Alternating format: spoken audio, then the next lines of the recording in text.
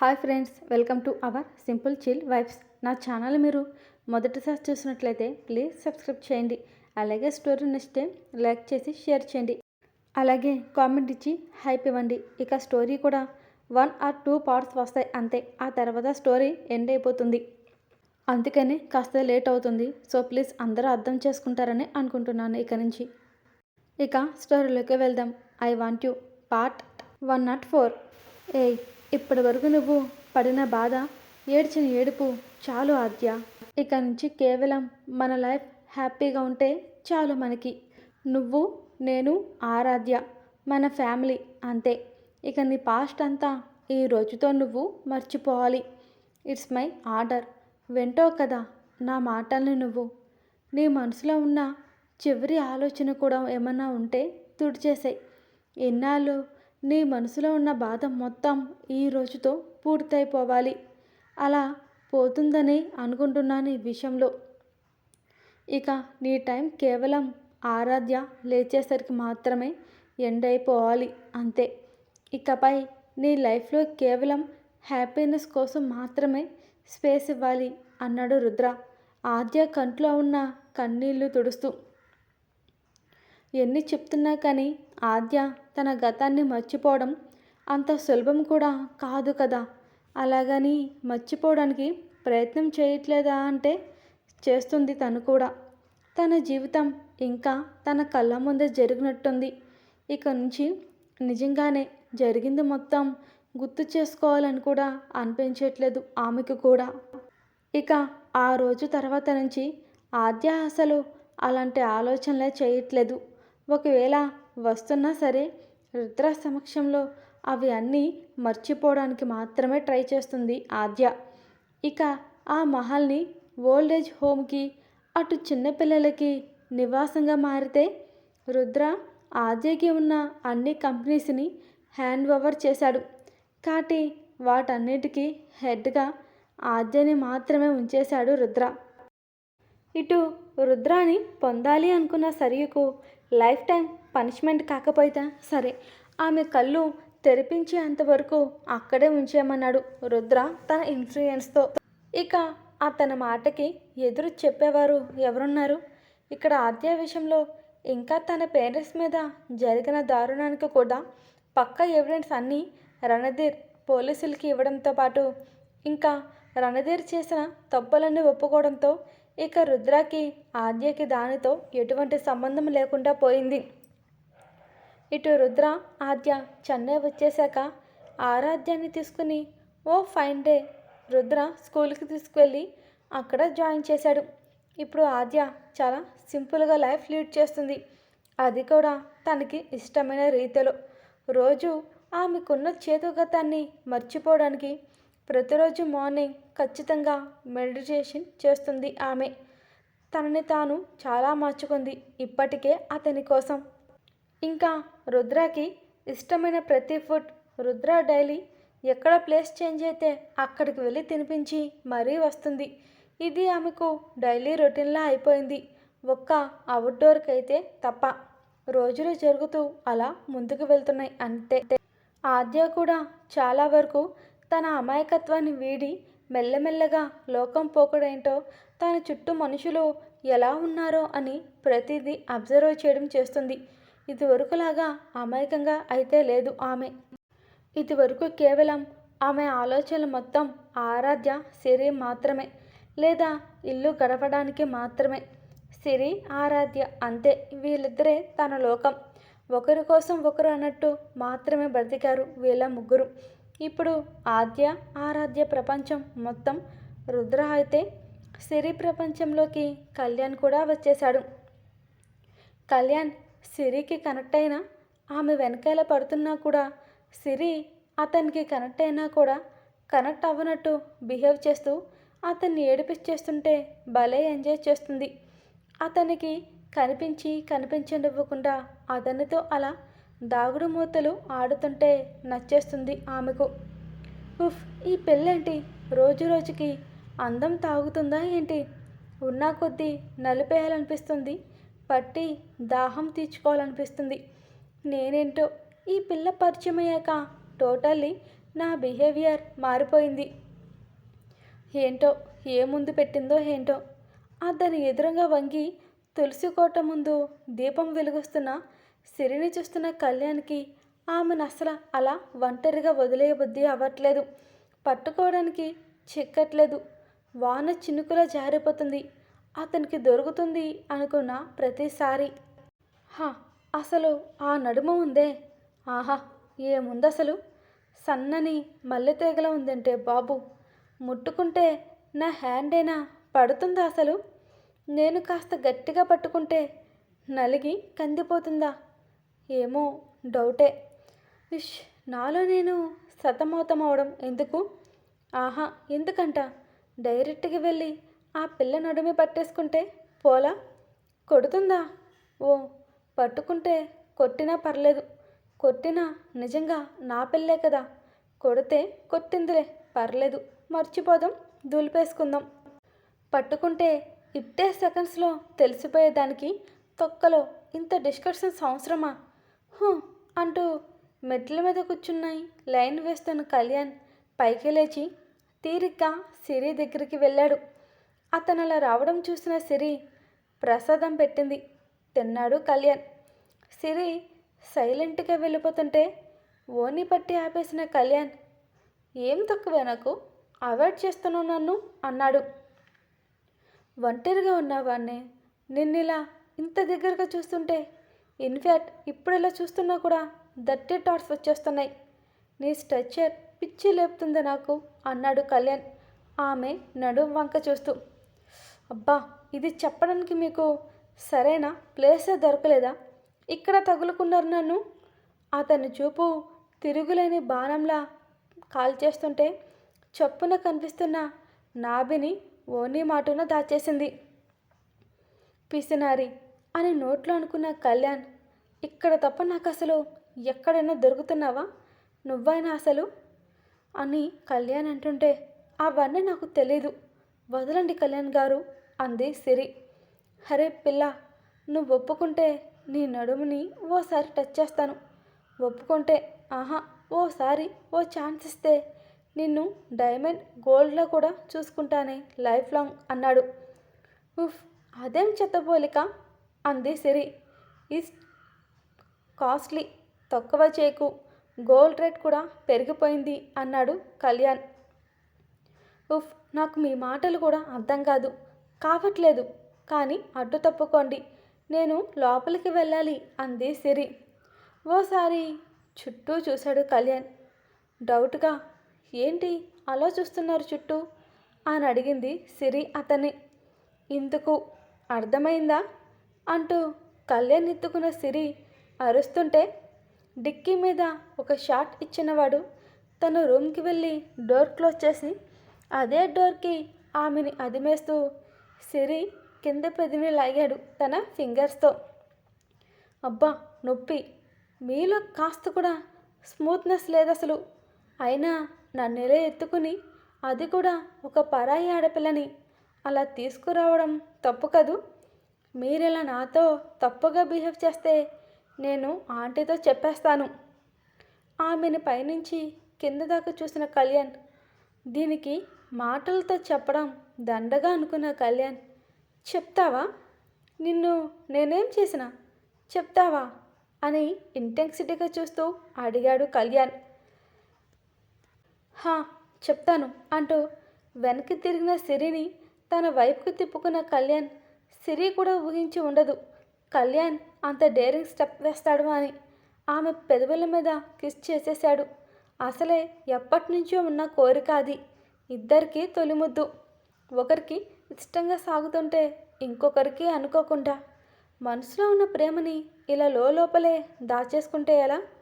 తెలుస్తుందా నీకు నా ప్రేమ అంటూ ఓనీ చాటున ఉన్న ఆమె నడుము వెంపు మీద అతని చేతిని పోనిస్తూ గట్టిగా ప్రెస్ చేసేసరికి అతని పెట్టిన కిస్కే కోమా స్టేజ్కి పోయింది సిరి. అందుకే అతను నడుము పట్టేసుకుని ఇష్టం వచ్చినట్టు నలిపేస్తున్నా స్పృహ లేదు ఆమెలో కాస్తైనా. ముద్దులో నిలబడిన ఆమె మెడవంపుల్లో అతను పెట్టిన పంటిఘాటుకే తేరుకుంది ఆమె. నొప్పి పుడుతున్న మెడ మీద తడుముకున్న సిరి కళ్యాణ్ని చూసింది. అతన్ని చూస్తూ కోపంగా ఉండాలి అనుకుంది. అదే కోపాన్ని అతని మీద చూపించాలి అనుకుంది. కానీ ఎలా చూపించేది? అతను నచ్చేస్తుంటే మనసుకి ఉన్నా కొద్దీ వద్దన్నా సరే పెదవుల మీద చిరునవ్వు వచ్చేస్తుంటే దాన్ని ఎలా ఆపాలో అర్థమై చావట్లేదు సమయానికి. ఇప్పుడు కూడా అతని ముందు బయటపడితే ఊహు ఊహు అప్పుడైనా పరువు పోదు, ఇష్టం ఉన్నా దాచేశాను అని తెలిస్తే. కానీ ఇప్పుడు ఇప్పుడు నేను కదా కోప్పడాలి. అరే అర నిమిషం కూడా ప్రాణం తిన్నగా ఉండట్లేదు ఇతని ముందు. నాకు ఏ ముందు పెట్టేశాడో ఏంటో. కళ్ళు చిన్నవి చేసి చూసింది అతని వంక. ఆహా కాదు, తనని ఇంతకు ముందు పెట్టిన అతని పెదాల వంక చూసిందామే. ఒళ్ళు మొత్తం అదోలా అయిపోయింది. అతని ముందు తల కొట్టుకోలేక ఆగిపోయింది. ఏదీ చేతరాక చివరాఖరికి అయోమయం, అమాయకం, బిక్కమొహం వేసి చూసింది అతన్ని. ఉన్న దిక్కు తప్ప ఏ దిక్కు చూడాలో తెలియక. ఏయ్, ఉన్నప్పుడు ఒప్పేసుకుంటే నా ముందు ఈ తిప్పలు పడాల్సిన అవసరం ఉండదు కదా నీకు. నా నుంచి తప్పించుకుని తిరగవలసిన అవసరం కూడా ఉండదు. ఇద్దరం చక్కగా సార్కి చెప్పేసి మన ప్రొడక్షన్ స్టార్ట్ చేయొచ్చు కదా, ఏమంటావు? అసలే నాది సింగిల్ లైఫ్. ఆడపిల్ల గాలి కూడా కనీసం టచ్ అవ్వకుండా పెరిగిన వాడిని. నువ్వు త్వరగా ఒప్పేసుకున్నావే అనుకో, నన్ను నిన్నే మొత్తంగా నింపేసుకుంటాగా. అసలే వయసు కూడా అయిపోతుంది. ముదురు అవ్వకుండానే నాతో నువ్వు ప్యాచప్ అవ్వు సిరి. పువ్వులా కాకపోయినా అని కళ్యాణ్ మాట్లాడుతుంటే మధ్యలో ఆపేసింది సిరి. ఆపుతారా ఇక? ఏంటి మీరసలు? ముద్దు పెడితే నేను ఒప్పేసుకోవాలా? నన్ను ఇలా బెదిరిస్తే లొంగిపోవాలా ఏంటి? ఇలా రూమ్లో లాక్ చేసి నా మనసుని దారి తప్పిద్దామనా? వయసులో ఉంటే ఉన్న ఆ వేడికి నన్ను కరిగించేద్దామనా? లేదా వాడుకుని సరదా తీరాక వదిలేద్దామనా? మీ గురించి నాకేం తెలుసు అసలు? వదిలేస్తే వెళ్ళిపోతాను అంది. ఇంకా నా మీద హోప్స్ పెట్టుకోకండి, వదలండి. ఎక్కడెక్కడో చెప్పుకోలేని ప్లేస్లో నన్ను ఇలా పట్టుకుంటే ఎలా అని సిరి అంటే, నువ్వు మామూలు కంచివి కాదే, పట్టుకుంటా. నువ్వు నాకు కూడా చెప్పుకోలేని ప్లేస్లో పట్టుకుంటా తిక్కరగితే. సో నాకు తిక్క రేపకుండా చెప్పవే అన్నాడు కళ్యాణ్ సిరి వంక చూస్తూ. నేను చెప్పను. నన్ను ఇలా బెదిరిస్తే ఎవరైనా ఎలా చెప్తారు? రౌడీలా బిహేవ్ చేస్తే. సో అడగండి. నేను చెప్పేంతవరకు నన్ను అడుగుతూనే ఉండండి. నేను స్టాప్ చేయమనే అంతవరకు. ఇంతలో సిరి అని డోర్ నొక్ చేసిన సౌండ్కి ఉలికిపడ్డ సిరి రాధికా గారు పిలుస్తుంటే, ఆంటీ వస్తున్నా, ఓ 10 మినిట్స్ వచ్చేస్తాను నేను, వెళ్ళిపోండి మీరు అని సిరి అంటుంటే, ఓకే కళ్యాణ్ కనిపించాడా అని అడిగారు ఆవిడ. ఆరాధ్యని పార్క్ తీసుకువెళ్ళడానికిలే అని అంటుంటే, లేదంటీ వచ్చేస్తాడులే, నేను డ్రెస్ చేంజ్ చేసుకుని వస్తాను, మీరు వెళ్ళిపోండి అనేసరికి ఆవిడే వెళ్ళిపోయారు. సరే మన విషయం తర్వాత మాట్లాడుకుందాం, వెళ్తున్నా అన్నాడు కళ్యాణ్. వెళ్తాను అన్న మాటకి ఒళ్ళు మండిపోయింది ఆమెకు. నా ఫస్ట్ కిస్ అప్పనంగా నా పర్మిషన్ లేకుండా లాగేసుకున్నాడు. బుద్ధిలేని గాడిద, బుద్ధి బ్రెయిన్ వేసుకున్నాడు. నా కళ్ళలోకి చూస్తా తెలియట్లేదా వీడికి? వీడి ఆత్రం తగలట్ట. అన్నీ నూటితోనే చెప్పాలా? వెళ్ళిపోవడానికి రెడీ అవుతున్న కళ్యాణ్తో, అరే నేను కూడా ఒక క్లారిటీ తెచ్చుకోవాలి కదా. మీరు లేకపోతే నేను కూడా ఉండలేను అని తెలుసుకోవాలి కదా నేను కూడా. మీరు మాత్రమే తెలుసుకుంటే చాలా. అది నాకొద్దా ఆ క్లారిటీ? మీకు వచ్చిన ఆ ప్రేమ, ఇష్టం, ఇంకా ఏదో నాకు కూడా క్లారిటీ రావాలి కదా. ఇలా మధ్యలోనే వదిలేసి వెళ్ళిపోతే ఎలా? ఇష్టం ఉంటే సరిపోదు. ప్రేమించే అమ్మాయి మనసేంటో, దాని బుజ్జి మనసులో ఏం రన్ అవుతుందో కూడా తెలిసి ఉండాలి. వెళ్ళండి, ఎక్కడికో వెళ్తున్నారుగా. అవసరం లేదు కదా, నేను ఇంపార్టెంట్ కాదు కదా. నేను నాకన్నా మీకు మీ పనులే ఎక్కువ ఇంపార్టెంట్ కదా కళ్యాణ్ గారు. రేపటి రోజున ఇలానే నేను ఎప్పుడైనా సరదాగా ఏడిపిస్తే ఇప్పుడు వెళ్తున్నట్టే అప్పుడు కూడా వెళ్ళిపోతారా మీరు? మీకోసం ఎదురు చూసే అప్పుడు నేనేమవ్వాలి అంది సిరి. అతను వెళ్ళిపోతున్నందుకే తన ప్రాణం అల్లాడిపోతుంటే తట్టుకోలేక ఉక్రోషం కాస్త ఆవేశంగా రూపుదిద్దుకుని ఆ తర్వాత బాధలోకి కనెక్ట్ అయ్యి అతనికి తెలియకుండా ముక్కు చీద ఫోగ్రా పెట్టేసింది సిరి. ఆమె మాటలు అతని బ్రెయిన్లోకి వెళ్ళడానికి కాస్త టైం తీసుకుంది. ఏయ్, ఏం చెప్పావు ఇప్పుడు? చెప్పవే, నాకు అర్థమయ్యేలా చెప్పు. ఇలా సగం సగం చెప్పి వదిలేస్తే ఎలా? మాలాంటి హాఫ్ నాలెడ్జ్ ఉన్న వాళ్ళ వల్ల పరిస్థితి ఏంటే రాక్షసి, చెప్పు. హో, నీకు నా గురించి ఒక క్లారిటీ కావాలి, రైట్? ఓకే, ఇచ్చేస్తాను, వెయిట్. నేను అడిగింది అడిగినట్టు నిజం నిజం మాత్రమే చెప్పాలి. కాదో లేదో అంటే బయటికి వెళ్ళేది మాత్రం నువ్వు కుమారి కన్యగా కాదు, నా మనిషిగా. అంటే నువ్వు నేను ఒకటిగా మారిన తరువాత మాత్రమే.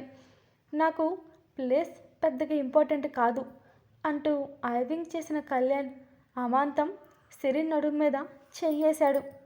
ముందు ఊపిరి బిగబెట్టేసింది, బాడీని టైట్ చేసేసింది. అతని స్పర్శకి ఆమె పెదవులు వణికాయి. ముళ్ళులా అతని ఊపిరి ఆమె మెడవంపులో తగులుతుంటే వెంటనే అతన్ని తనలోకి లాక్కోవాలనిపిస్తుంది. చేతులు ఆమె అనుమతి లేకుండానే అతన్ని చుట్టుకోమన్నట్టు ఉన్న బలవంతంగా అదిమిపెట్టింది. ఆమె చేతులు మొత్తంగా కట్టుకున్న ఆమె ఓనిని పిడికిడిలో బంధించి పెదవుల్ని పంటి కింద నొక్కిపెట్టింది. ఏకాంతంలో నచ్చిన చిలికాడు జతగా ఉంటే చాలు. అక్కడ ఏమీ జరగకపోయినా అతని చూపు, ఓ చిన్నప్పటి స్పర్శ చాలేమో ఆమె ప్రాయం పూర్తిగా అల్లాడిపోవడానికి. జాలి కూడా పుట్టలేదేమో ఆమె పెదవుల మీద. పంటి కింద నలుగుతున్న పెదవి నుంచి అలా బెడ్ డ్రాప్ బయటికి వస్తుంటే అలా చూడలేకపోయిన కళ్యాణ్, ఎనఫ్, చాలు. అనుకున్నదానికన్నా ఏంటి, అనుకున్నదానికన్నా నన్ను ఎక్కువే ఫీల్ అయ్యావు. సో ఆల్రెడీ నువ్వు నన్ను లవ్ చేస్తున్నావు. అందుకే నీకు నేను చేసిన పనికి స్పేడ్ పట్టిన నీ బాడీని చెప్పేస్తుంది నాకు. నా మీద నీకు ఎంత లవ్ ఉందో తెలియదు, కానీ కంగారు ఉంది, కానీ డిస్కంఫర్ట్ ఫీల్ అవ్వలేదు. అండ్ నీ హ్యాండ్తో నన్ను టై చేయాలి అనుకున్నావు, కానీ నీ ఫీలింగ్స్ అన్నీ నాకు తెలిసిపోతాయని కష్టంగా కంట్రోల్ చేసుకున్నావు. కరెక్టే కదా? అండ్ ఇకపై ఆ అవసరం లేదనుకుంటా నీకు, మేబీ అంటూ ఆమె పెదవి చివర కారుతున్న బ్లడ్ డ్రాప్స్ని చూశాడు అతను. కెన్ ఐ కిస్ యూ అని అడిగాడు కళ్యాణ్. అది ఒట్టి కిస్తో ఆగదు. మన లైఫ్ జర్నీ ఇక్కడి నుంచి స్టార్ట్ అవుతుంది. ఇక దాగుడు మూతలు ఆపేసిన సిరి కళ్యాణ్ ఛాతి దగ్గర చెయ్యేసి, చూసుకుంటారా నన్ను లైఫ్ లాంగ్ ఇష్టంగా? చెప్పండి. కోపం వచ్చి నా మీద చూపిస్తే ఊరుకోను. కనీసం మిమ్మల్ని మొగుడు అని కూడా చూడకుండా చూడను.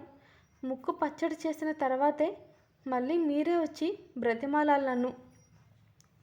ఎలానో ఇప్పటి వరకు నాకు ఒంటరిగా లైఫ్ లీడ్ చేయడం అలవాటే అంటున్న సిరి నోరు మూతబడింది అతను చేసిన పనికి. ఇద్దరి శ్వాస ఒక్కటి అవుతుంటే పెదవులు కలిసి వాటికున్న దాహాన్ని తీర్చుకుంటున్నాయి. విడతీయనంతగా ఎప్పటికీ తోడు ఉండేలా జంటని వెతుక్కున్నాయి. ఇకపై నేనంటూ లేకుండా ఉండలేని పరిస్థితికి తీసుకొస్తాను నిన్ను, ఓకేనా? అంతలా నిన్ను ఎప్పటికప్పుడు నాతో కొత్తగా ప్రేమలో పడేస్తాను, సరేనా? విడిపోయే ఆలోచన కానీ నీ మీద కోపం చూపించే ఆప్షన్స్ ఉంటాయన్న విషయం కూడా నా లైఫ్ టైంలో ఉన్న డిక్షనరీలో నుంచి డిలీట్ చేస్తాను. నా లైఫ్ టైం అంతా నీకే అని ఇద్దరు నుదుర్లు కదిపేస్తూ I am totally yours, only yours అని అన్నాడు కళ్యాణ్ సిరితో. కళ్యాణ్ కళ్ళలోకి చూస్తూ నవ్వింది సిరి అతని చుట్టూ చేతులు వేసి. జతగా అనుకున్నవాడే రావడంతో ఆమె హ్యాపీనెస్ కౌంట్లెస్గా ఉంది. అతని పెదవి చివర కిస్ చేసిందామె. ఆపిన ఆమె పెదవుల ప్రయాణం అతను మొదలుపెట్టాడు. అప్పుడే నిద్ర లేచిన ఆద్య వస్తున్న డోర్ సౌండ్కి లేచి ఓపెన్ చేసింది. రాధిక గారు, అయ్యో ఆద్య, నువ్వు అసలు ఇంకా రెడీనే అవ్వలేదా అని అన్నారు. నీకన్నా చిన్నది ఆరాధ్య బెస్ట్, అప్పుడే రెడీ కూడా అయిపోయింది, త్వరగా రా, బట్ 10 మినిట్స్లో వచ్చేయండి ఇద్దరు అన్నారు రాధిక గారు.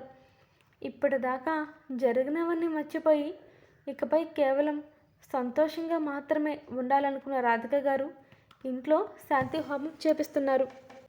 వెళ్తున్న ఆద్య చేరుకొంగు డ్రెస్సింగ్ టేబుల్ దగ్గర ఇరుక్కుంటుంటే అనుకోకుండా అద్దంలో తనని తానే చూసుకుంది. దాదాపు ఇద్దరి మధ్య ఇంటిమేసీ జరిగి చాలా డేస్ పైనే అవుతుందేమో. వచ్చినప్పటి నుంచి చూస్తూనే ఉంది అతన్ని. తనని అస్సలు ఇబ్బంది పెట్టట్లేదు. ఎందుకనో కానీ రుద్ర అంటే ప్రేమ ఉంది, కానీ ఆ విషయం వచ్చేసరికి కాస్త వెనకడుగు వేస్తుంది. మర్చిపోవాలనుకున్న గతానికి మళ్ళీ ఇంకోసారి దగ్గరికి వెళ్ళి రావడంతో ఆమె మనసు మొత్తం కాస్తో కూస్తో చిందరవందరగా మారిపోయింది. రుద్ర కూడా ఆద్యని మార్చడానికి ట్రై చేస్తూనే ఉన్నాడు, కానీ చివరి వరకు వెళ్ళిన ఆద్యలో వస్తున్న మార్పుకి అతను వెనక్కి అడుగు వేయక తప్పట్లేదు. రుద్రకు ఆ టైంలో ఎంత ఆవేశం వస్తుందో ఆమెకు తెలుసు.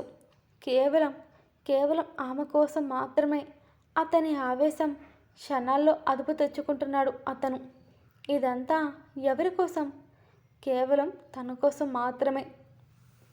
ఇక ఆద్య కూడా ఫ్రెష్ అవడానికి వాష్రూమ్లోకి వెళ్ళిపోయింది. బయటకు వచ్చేసరికి రుద్ర లేడు, కానీ తన కోసం బెడ్ చివర చీరని పెట్టాడు. అది కట్టుకొని ఆమె కిందకి వచ్చేసరికి గంట పైన పట్టింది. అప్పటికి ఆరాధ్య రెడీ అయిపోయింది. పట్టు లంగాలో చాలా క్యూట్గా ఉంది. రుద్ర కూడా రెడీ అయిపోయాడు. ఆరాధ్య బుగ్గకి ముద్దు కూడా పెట్టేస్తున్నాడు. ఇంతలో రుద్ర చూపు మొత్తం తనని చుట్టుకుంటుంటే అతని ఆనందం మొత్తం ఆద్యకి తెలుస్తుంది. ఆ చీరలో అందంగా ఉన్న తన సతిని ఇష్టంగా చూస్తున్నాడు రుద్ర. కంటి మీద రెప్ప కూడా వెయ్యాలి అని అనిపించట్లేదు అతనికి. రుద్రాని ఊరకంటితో ఆద్య గమనిస్తూనే, ఏంటత్తయ్య, మీ నగలని ఆరాధ్యకి వేసేస్తారా ఏంటి అని అడిగింది ఆద్య. కాదు, దాంట్లో ఒక్కటి కూడా నాది కాదు, మొత్తం అన్నీ రుద్రానే. ఆరాధ్య కోసం ఇదిగో ఈ బాక్స్ నుంచి తెప్పించి పెట్టాడు. నావి ఉన్నాయని చెప్పడానికి కూడా నాకు అవకాశం ఇవ్వలేదు వాడు. అయినా నా మనవరాలకి తెప్పిస్తే ఇంకెవరి కోసం అంట కొనేది? వాడైనా ఆరాధ్యకి తప్ప ఇంకెవరికి కొంటాడు? కొంటే కొన్నాడులే, కూతురికి ముచ్చటగా కొనుక్కున్నాడు. దాంట్లో తప్పేముంది చెప్పు? ఇదిగో నీకోసం కూడా అంటూ ఆద్య చేతిలో జ్యువెలరీ బాక్స్ను పెట్టారు రాధిక గారు. అప్పటికే ఆద్య సింపుల్గా మెడలో తాళి ఇంకా నల్లపూసల గొలుసు వేసుకుంది. హ్యాండ్కి ఒక రింగ్ అంతే, అది కూడా ఒక జ్ఞాపకంలా. ఎన్ని కష్టాలు వచ్చినా దాన్ని మాత్రం తీయలేదు. అంతే తన అలంకారం. సింపుల్గా ఉన్నా కూడా ఆమె లుక్ చాలా బాగుంది. అలాగని ఎప్పుడు ఒకే లుక్ అంటే బాగోదు కదా, అలా ఉండిపోతానంటే ఎలా అంటూ మొత్తం రాధిక గారే ఆ బాక్స్ ఓపెన్ చేసి ఆద్య మెడలో తనకి సెట్ అయ్యే అన్ని జ్యువెలర్స్ చూసి మిర్రర్లో చూస్తూ వేసుకుంటావా అని అడుగుతుంటే అవసరం లేదు అని అంటున్న ఆద్య ఉన్న బలంగా రాధిక గారిని హత్తుకుంది, తనకు పట్టిన అదృష్టానికి మురిసిపోతూ. ఓయ్ పిల్ల, నేనేమి నీ మొగుడిని కాదు, ఇలా ఊపిరి ఆడకుండా నన్ను పట్టేసుకుని వాటేసుకోవడానికి అన్నారు చిరుకోపంగా ఆవిడ. పర్లేదు, నాకు నా మొగుడు కనిచ్చిన అత్తగారు అంది నవ్వుతూ ఆద్య. హాయ్ ఫ్రెండ్స్, ఇక స్టోరీ ఇంకా 1 or 2 పార్ట్స్ మాత్రమే వస్తాయి. అందుకే కాస్త లైక్స్ కామెంట్స్ పెంచండి బంగారాలు. ఇప్పటికైనా ఇలా అయినా నా వీడియో వేరే వాళ్ళకి రీచ్ అవుతుంది కదా, సో ప్లీజ్ అందరూ అర్థం చేసుకుంటారని అనుకుంటున్నాను. And thank you watching for this video.